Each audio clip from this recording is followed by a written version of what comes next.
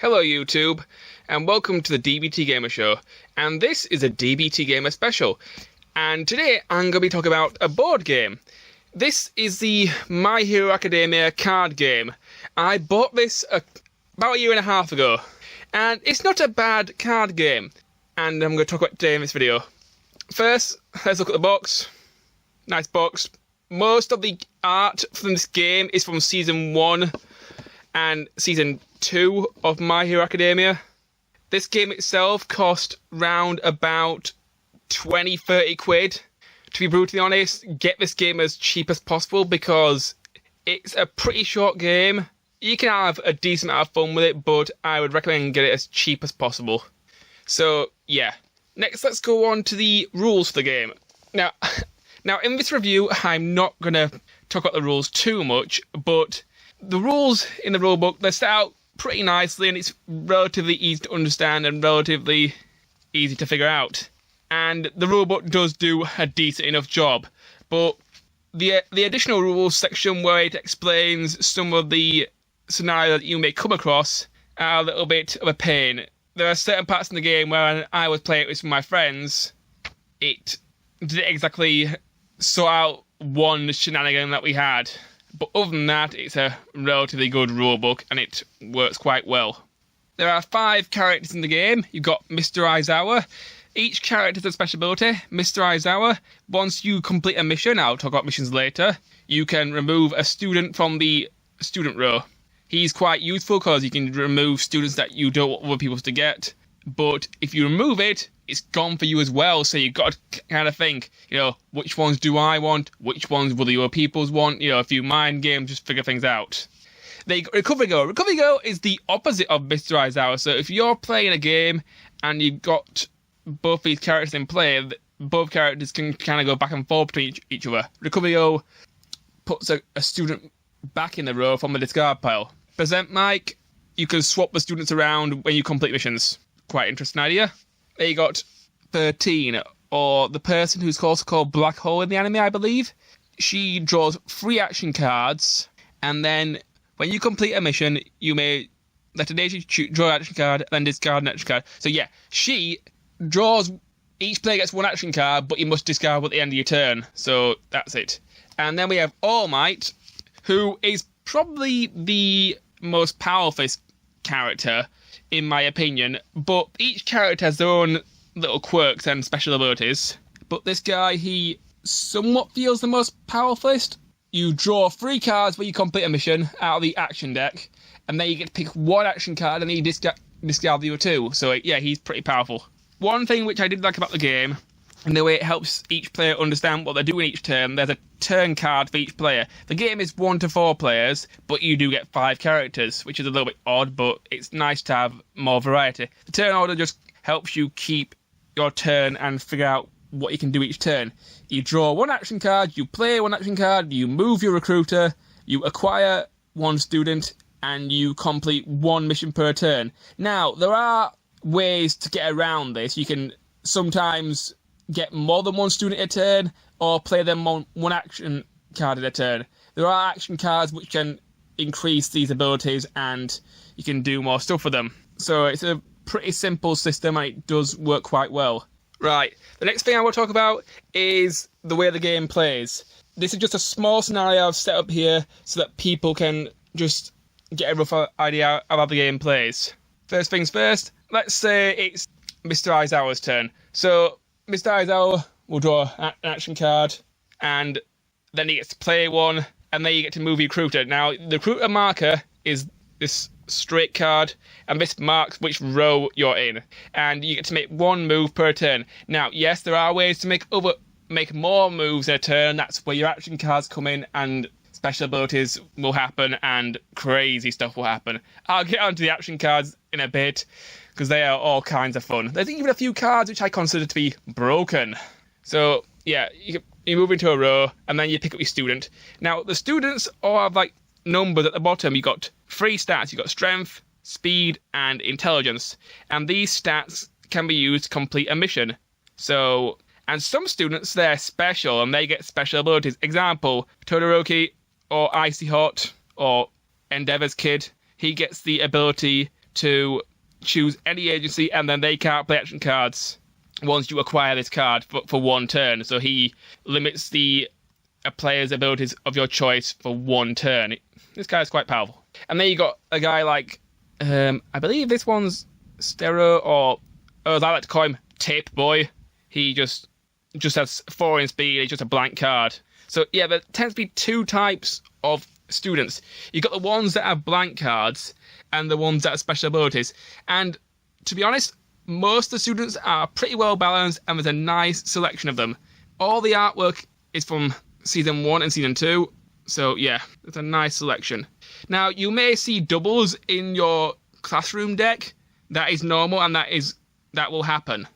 One of my favourite students is definitely Midoriya, because if you have 3 students, including Midoriya, you could increase Midoriya's abilities, so the abilities go from a 1 in strength, a 1 in speed, and a 6 in intelligence. Well, if you've got 3 students, his abilities increase to 10, 5, 5. So, yeah, as long as Midoriya's got friends, he's a pretty powerful character. You got the Armored Boy, Pervert Boy. Pervert Boy is basically worthless, although I remember one time when I was playing this game, I completed a really hard mission. I had 2 Manettas, or 2 Pervert Boys, and another really weak character, and managed to complete a mission. So, just because his stats are low doesn't mean he's completely worthless, but he's pretty worthless. So yeah, you got Alien Queen, and Super Mega Death Explosion, also known as Bakugo. Yeah, I really liked it when they, in the anime, wanted to be called Super Mega Death Explosion or something like that. That would be a totally better hero name. And a newer character I really liked in the game is Invisible Girl. Every time you use this character, she always, and I do mean always, comes back. Her stats are pretty terrible, but the fact that she always boomerangs back to your area, she's useful. And Ochako lets you change missions if you don't like missions that you've already got. And Momo lets you get more action cards. I think she has the same ability as All Might, so she's pretty cool. Before I go on to the mission and action cards, there's one thing that I want to explain. Now, in the rulebook, one rule that I found that was tricky was whether you can move into other people's rows. You can. You can have multiple people in the same row, but due to turn order, you'll still take the same amount of students. When I first played this game, I thought you could only stay in, one person in one row. Now, there are cards which lets you shove people around and move people around, so it works pretty well, but the rulebook could have done a better job of explaining how the row system works. Okay, let's go on to mission cards. Now, when you start the game, you'll start with 3 mission cards. Let me just turn over 3 cards here, and I'll explain how these work. Perfect. It's actually quite an easy hand just to figure out. So, you got this one, which is only worth 3 victory points, and then you got this one, which is worth 7 victory points, and this one is also worth 7. Now, you may be asking, how do I complete the missions, David? Well, you'll notice that the numbers at the bottom, you got 11, 0, and 0. So this one requires 11 strength points. Now, you may remember that earlier, certain students have certain stats. So, example, got Tape Boy here. Tape Boy for this mission, he's worthless because he's not got any strength. But if I can find someone like this guy with a 6 in strength, he'll contribute towards this mission. So, basically, all you need is enough points with enough students in order to complete said mission. Once you complete the mission, that's how you earn your victory points. Now, there are also special missions, which have special abilities. So let's say when you complete the mission known as Fire Zone, which is slightly more difficult, it costs a 9 in strength and a 7 intelligence. You have to discard 1 student from any row. So this can change the game and possibly put the game into your favour when you're in a bit of a jam and you just complete this somewhat difficult mission. So yeah, I really liked all the different missions. There's some nice artwork and there's some nice fan service as well. Yes, this game does have fan service. I'll explain later. It's pretty tame fan service, to be honest. But I'll just go for the mission cards. Stop the bully. Recon. This one's upside down. Hold on tight. Find weak spot. Landing zone. Capture the villain. Yeah, here's the fan service card. Almost fully frontal boob. Save a friend. Shipwreck. Class representative. That's one of those special ones where you can do things. Team building. City blockade. Windstorm, put out fires. Now you may be asking, when does the game end? How long does this game take to play? This game is roughly a half an hour game to an hour, depending on how familiar you are with the game and how fast you go through it.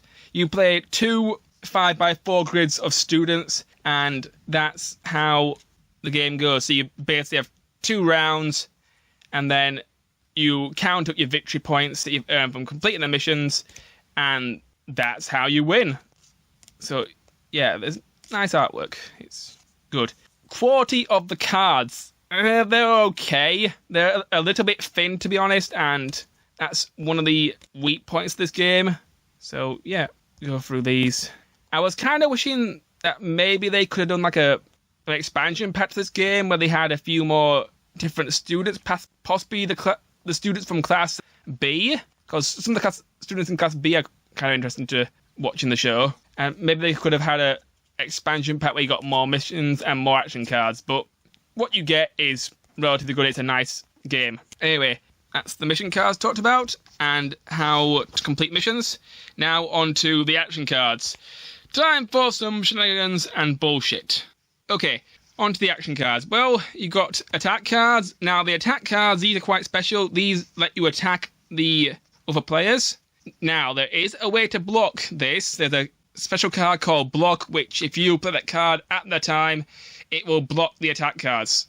So there are ways around it, but this lets you move the other person's characters around on the grid. There you got some other ones which move students around.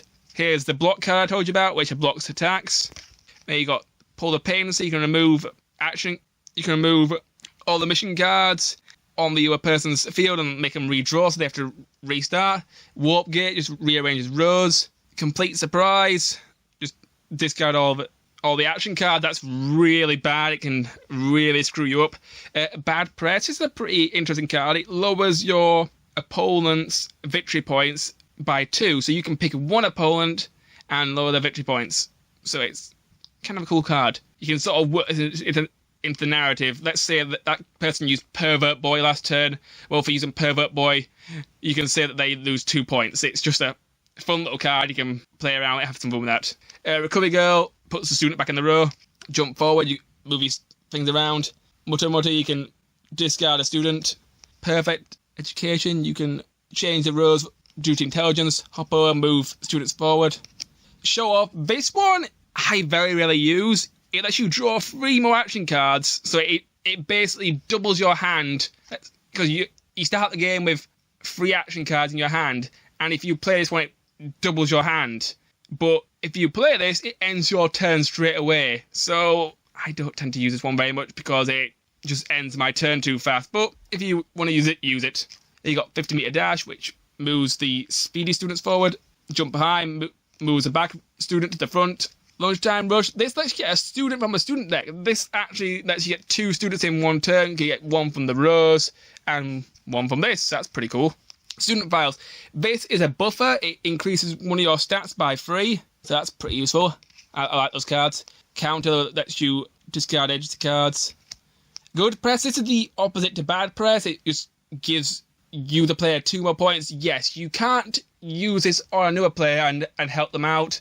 This just helps you out. It's you only. Disintegrate, action cards, boosters. Shove lets you move players around. Yeah, there are doubles, so I'll just go through these quickly. Cutting in. This one lets you choose one mission and something from the agency. That's quite cool. All Might Smile, you can move a student from any row and put it in front of the recruiter. That's pretty cool. Speed Up, you can draw an action card, move your recruiter, and play 2 additional action cards. So yeah, this one lets you play more action cards. This one's really cool. It's really helpful. Stroke, this one's quite funny because the art style. One of my friends had a right laugh with just the art style of this and the name of the card alone. So yeah, it's pretty cool. Mission desk. This one lets you change your missions. This has the same effects as Float Girl or Ochaku. Yeah, I can't remember all the hero names, but I have my own little comedy names for them. School evacuation. This lets you discard a student in each row. This one's pretty bad. It can really screw people over if you want to just remove a lot of students. Pull over, just move students around. Mission desk, hop over. Inspiration. This one it's like the other buffer, but it gives you 2 points to everything. So this one's really good. It's a nice balance. It just gives you points everywhere.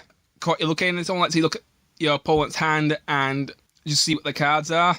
And they can't play action cards, so that's pretty cool. Present Mic, roll call, lets you rearrange 1 row. So yeah, some of the powers in the action cards are actually the character powers, so you get to use all the powers regardless of which character you have at certain points of the game if you have the right cards. Lockdown, well, this card is somewhat ironic because these days a lot of us are in lockdown, but positive video, yay! This lets you stop people from not completing missions. This can really help. It only lasts for one turn, but it can really help if you want to try and stop person from getting points. Special recommendation, you can move a student to the front of the row. That's pretty cool. Big step, just move students around and move characters around. A floating engine, choose a student at highest speed and move it forward. Push up, move the student back, and then move any student one row. Shove, that's back through. Mr. Tower's gaze, this one discards the student, so that's action card which corresponds with his ability. Strut, boosters. Here we go. Introducing the most broken card in the game, Plus Ultra. Plus Ultra is broken incarnate. You play this card, it lets you play as many action cards as you want in one turn, so you can just combo and just cause all sorts of shenanigans. This card is absolutely broken. There's only one in the entire deck, but if you get it, you can really do some serious damage in one turn and increase your lead or make an epic combat. It's a good card, but it can be a little bit broken depending on what's in your hand at the time. Jump behind, that's pretty cool. Intimidate, you can change the action cards. Oh, they can't play action cards this turn. That's a pretty bad one. I think it's sort of an infection drop card. Mutter, that's okay, I suppose. And this one's quite cool. Did it even see her? Any student in the front AC discards, choose it, and draws a student from the deck. So yeah, you can remove a student from a player's pile, and then they have to redraw a new one. So that's pretty cool. As long as the next student's bad, it can really help you. Or it could backfire on you and cause them to be actually in a better position. Example, if you cause someone to draw Bakugo, they can't use action cards, but Bakugo's got really high stats. Or Murder Demon Explosion. I love that name. That's the name he should have gone with. I don't care what Midnight says. Oh dear. So yeah, push, strut. There was one more card I wanted to show you that I found that was somewhat broken. Here we go. Teamwork card. This is a card that I was talking about earlier. Let's say if you got 3 random students. Let's say you got these 3 students now. Let's say these students don't have the numbers to complete a mission. Let's say your mission is fight now. This is a really difficult mission. It requires a lot of stats in order to complete it. But if you play the teamwork card, it lets you complete the mission regardless of your stat points. Because teamwork, friendship is magic, anime bullshit, all that sort of nonsense. So this is kind of a great card. As long as you have 3 students in your zone, which I have here, all these numbers somehow don't matter anymore, and you can complete the mission regardless. Pretty cool card. In some situations, it can be considered broken. Let's say if you had 3 Minettas, because Minetta's basically worthless, somehow the power of 3 pervert boys lets you complete a mission. Weird. But it's a pretty cool card. I like teamwork. Okay, let's go through a few more of these cards. More student files, gain more stats, and capture tape. And you're played from your hand. Oh yeah, this one's pretty cool. It lets you swap action cards with the other player. This can be quite useful and quite good for strategies. Student files and another block card. I remember one time I was playing a game with my friends and I had to give away some of my cards because of an action card. In the previous turn I had to give away some of my action cards and I ended up giving away my block card, and the next turn my friend played her attack card, which stopped me from playing action cards, and I had a block card to block it, but I gave the block card away and I was so fucking pissed. But yeah, action cards, most of them are great and most of them are not broken. They work all pretty well. Okay, let's close this video. Overall, what do I think of the My Hero Academia card game? Overall, it's a pretty fun card game, and if you like the anime My Hero Academia, I would recommend giving it a try if you can find it at a good price. Try and get this game as cheaply as possible, therefore it won't feel like a waste of money. Any complaints with the board game?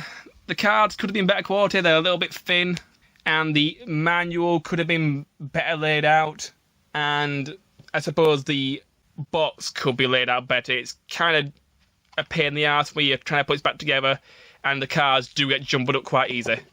So, what is my score for the My Hero Academia card game? I give this board game a 3.5 out of 5. It's a relatively good, fun game, and it's quite enjoyable. I am thinking about doing more board game reviews in the future. I have the Resident Evil deck building game, and I wouldn't mind talking about that. So look out for that in the future, and also other fun videos. Please like, comment, and subscribe. See you guys next time.